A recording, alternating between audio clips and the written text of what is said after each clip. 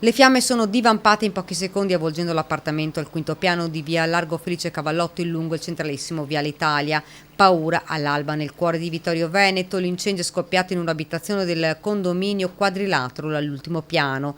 Lo stabile è stato immediatamente evacuato per motivi di sicurezza. A dare l'allarme alcuni vicini che hanno allertato i vigili del fuoco. Sul posto sono arrivate diverse squadre da Treviso, Conegliano e Vittorio Veneto con una quindicina di uomini che hanno lavorato per diverse ore. La zona è stata transenata per permettere le operazioni di spegnimento del rogo. Sul posto si è portata anche un'ambulanza del SUAME 118 per ogni eventualità, anche se nell'incendio non si sarebbero registrati feriti. Ho sentito solo le sirene, due sirene di pompieri che arrivavano a circa verso le 6, però si sono fermate qui e poi sempre continuamente un gruppo elettrogeno, una pompa che funzionava finché mi sono alzato verso le 8 e stavano ancora bagnando l'appartamento. In tarda mattinata sono stati fatti rientrare alcuni residenti o lavoratori dei vari uffici. Ci hanno autorizzato il rientro all'interno